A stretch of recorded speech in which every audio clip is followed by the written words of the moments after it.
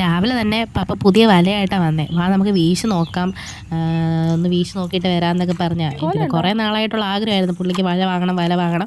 പഴയ വലയൊക്കെ കീറിപ്പോയിരുന്നു. പിന്നെ അമ്മ വേറെ വല മേടിച്ചായിരുന്നു. പക്ഷേ അതിൻ്റെ കണ്ണിയൊക്കെ വലുതായതുകൊണ്ട് നമുക്കത് വീശാനൊന്നും പറ്റത്തില്ല. മീനൊക്കെ ചെറിയ മീനൊന്നും കിട്ടത്തില്ലായിരുന്നു അതിനകത്ത്. അപ്പോൾ പുതിയ വല വാങ്ങണമെന്നും പറഞ്ഞിരിക്കുകയായിരുന്നു. അപ്പോഴാണ് കക്ഷിക്ക് ലോട്ടറി അടിച്ച് 5000 രൂപ ലോട്ടറി അടിച്ചെന്നാണ് നമ്മളോട് പറഞ്ഞത്. കുറേ നേരം കഴിഞ്ഞപ്പോഴേക്കും ഞാൻ ചോദിച്ചു, പപ്പ എത്ര ഇതിനാണ് ലോട്ടറി അടിച്ചെന്ന് ചോദിച്ചു കഴിയുമ്പോൾ പപ്പ പറയാണ്, എനിക്ക് 2 എണ്ണം അടിച്ചു 10,000 രൂപ ലോട്ടറി അടിച്ചെന്ന്.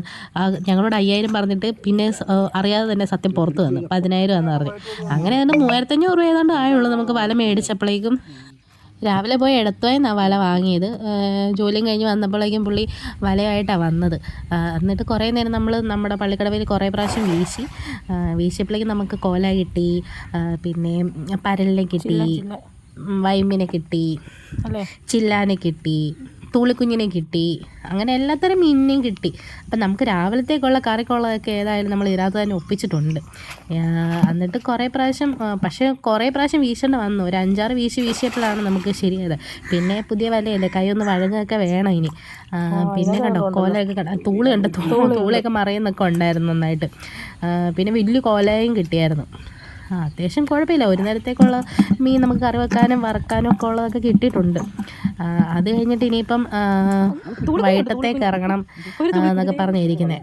അതിനിടയ്ക്കാണ് എനിക്ക് ഇന്നലെ നമ്മൾ രാവിലെ പോയി വരാലെല്ലാം നോക്കി പോയില്ലേ, അതിൻ്റെ ആണെങ്കിൽ പനിയും പിടിച്ച് ആകെപ്പാടെ സെറ്റായിട്ടിരിക്കുക. എന്നിട്ടും വല മേടിച്ചപ്പോഴേക്കും മഴ ഉണ്ടായിരുന്നു രാവിലെ ചാറ്റിൽ. ആ മഴയും കൊണ്ടിട്ടാണ് പോയി വലയും വീശാനൊക്കെ പോയത്.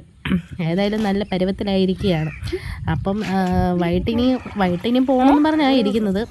കോലയുണ്ട്, തൂളിക്കുഞ്ഞുണ്ട്. അതിൻ്റെ ഇടയ്ക്ക് നമുക്ക് ചെറിയ തൂളിക്കുഞ്ഞിനെയും കുഞ്ഞു പള്ളത്തിനെയും പിന്നെ ചെറിയ വയമ്പിൻ്റെ ചെറിയ കുഞ്ഞുങ്ങളില്ലേ അതിനെയൊക്കെ കിട്ടുന്നുണ്ടായിരുന്നേ. അപ്പം നമ്മൾ അതിനെയൊക്കെ എടുത്ത് ആറ്റി കളയുകയാണ് ചെയ്യുന്നത്. നമ്മൾ അതിനെയൊക്കെ രക്ഷിച്ച്, കാരണം വലുതായിട്ട് വേണം നമുക്ക് പിടിക്കാൻ. അങ്ങനെ കുറേ മീൻ നമുക്ക് കിട്ടി.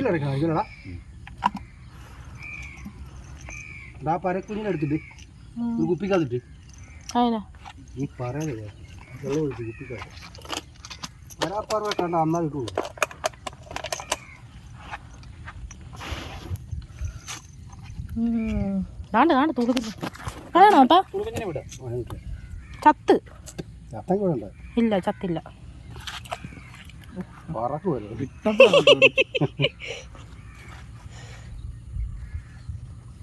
കുഞ്ഞുപ്പിരികളെയൊക്കെ രക്ഷപ്പെടുത്താം.